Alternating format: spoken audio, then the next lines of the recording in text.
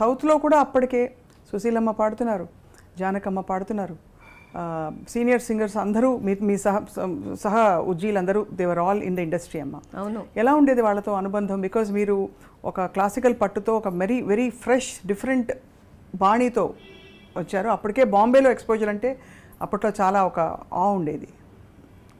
ఇక్కడ వచ్చి ఇక్కడ కూడా మా సీనియర్స్ అందరూ దే వర్ సో నైస్ అండి. సుశీల గారు, జానకి గారు. ఇక్కడ ఎంఎస్ విశ్వనాథన్ గారికి నేను పాడిన ఫస్ట్ సాంగే సూపర్ హిట్ అయింది ఇక్కడ, మల్లిగే ఎన్ మన్నన్ మయంగుమని. తెలుగులో కూడా అన్ని పాటలు మీకు తెలుసు, శృతి లయలు, శంకరాభరణం, స్వాతికిరణం, పూజ, ఆల్ హిట్ సాంగ్స్. మీరు పాడుతున్నప్పుడు విశ్వనాథ్ గారు ఉండేవారా? అంటే రికార్డింగ్స్ అవుతున్నప్పుడు డెఫినెట్గా వస్తారు. వితౌట్ ఈ సో పర్టికులర్. ఏమన్నా చెప్పి కరెక్షన్స్ చేసేవారా వాణి గారు? చెప్తారండి, చెప్తారు. మోస్ట్లీ మహాదేవన్ గారిదే. నాకు ఫస్ట్ నేషనల్ అవార్డు తమిళ సాంగ్కి వచ్చింది. Second and third, second Shankarabharanam, third Swathikiranam, ఆనతి నీయరా. అవును అవును. అది సో బ్యూటిఫుల్ పిక్చర్. అవి అన్నీ విశ్వనాథ్ గారే డైరెక్ట్ చేశారు కదా. అవును, గ్రేట్ డైరెక్టర్.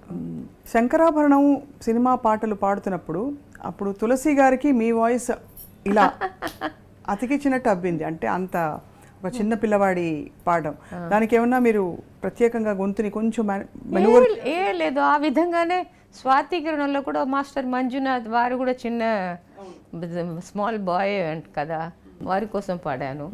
సో స్పెషల్గా ఏమీ మార్చుకోలేదు, న్యాచురల్గా అది ఆ వాయిస్లో పాడాను. ఇదే టైం ఫ్రేమ్లో మనకి మిన్నెటి సూర్యుడు, అవును, మన సీతాకోకచిలక, అలలు కలలు, అవి కూడా మీ సూపర్ హిట్ సాంగ్స్. ఇప్పటికండి ఇన్ని సంవత్సరాల తర్వాత ఇవి ఇష్టంగా పాడుకుంటారు సింగర్స్. ఈ తర్వాత ఆ జనరేషన్లో లేని వాళ్ళు కూడా, పుట్టని వాళ్ళు కూడా అంత ప్రేమగా అంత ఇష్టంగా పాడుకుంటారు ఆ పాటలు. సో ఇళయరాజా సార్తో మీ పరిచయం ఎలా ఏర్పడింది అమ్మా? స్పెషల్ పరిచయం ఏ లేదు, ఇక్కడ బిజీ అయ్యాను కదా అందరి దగ్గర. ఎక్కువ నేను మ్యాక్సిమం తమిళ్లో ఎంఎస్ విశ్వనాథన్ గారికి, శంకర్ గణేష్ గారు ఇద్దరికి పాడాను. తెలుగులో కేవి మహాదేవన్ సార్.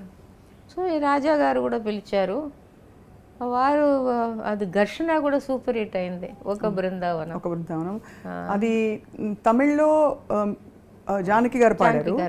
అలాగే తమిళ్లో కురిసేని విరిజల్లులు మీరు తెలుగులో పాడాను. ఐ థింక్ అది తమిళ వర్షన్ మీరే పాడారమ్మా? అది జానకి గారు తెలుగు మీరు పాడారు. అవి కూడా సూపర్ హిట్ సాంగ్స్. ఇప్పటికి పాడతారమ్మా అవన్నీ?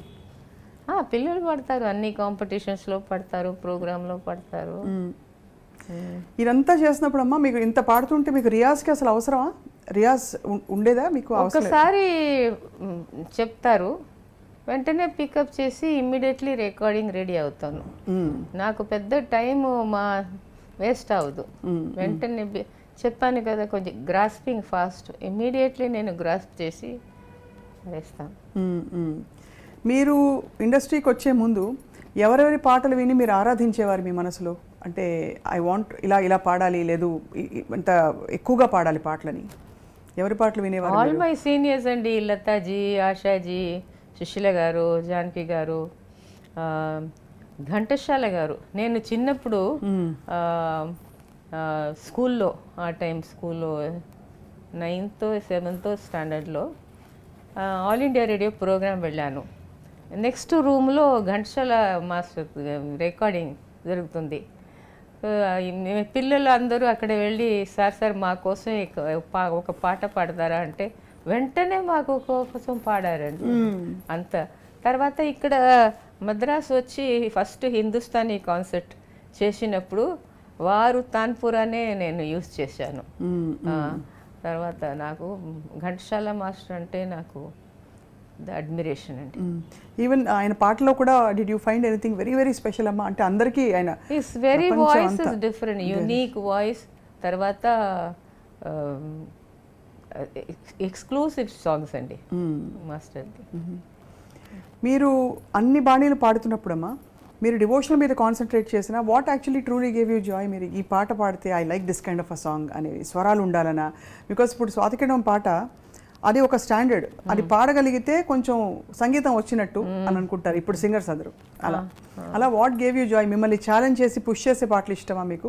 లైట్ సాంగ్స్ ఇష్టమా మీకు? ఇండస్ట్రీలోనే చెప్తారు, ఏమైనా డిఫికల్ట్ సాంగ్ ఉంటే వాణి గారు పిలుస్తారు అని. అది ఆ పేరు నాకు వచ్చింది. సో నాకు అంత ఈజీ సాంగ్స్ రాలేదు. నాకు అన్నీ most of the time difficult సాంగ్సే వచ్చింది.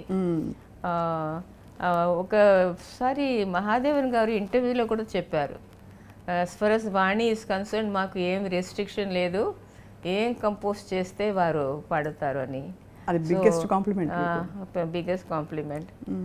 తర్వాత ఒకసారి ఒక రికార్డింగ్ అయిన తర్వాత విశ్వనాథన్ గారు పిలిచారు, ఇక్కడ రామ్మా. ఏం సార్ నేను ఏమైనా తప్పు చేశానా, మళ్ళీ ఒకసారి టేక్ చేయాలనా అని.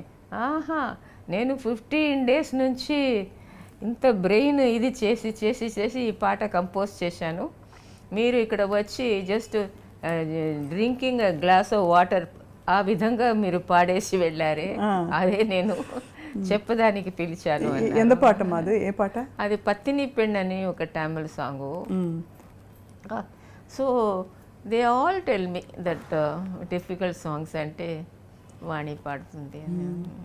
వాణిమ శంకరాభరణంలోది మీకు నచ్చిన ఒక 2 లైన్లు పల్లవిగానే ఉన్నా మా కోసం.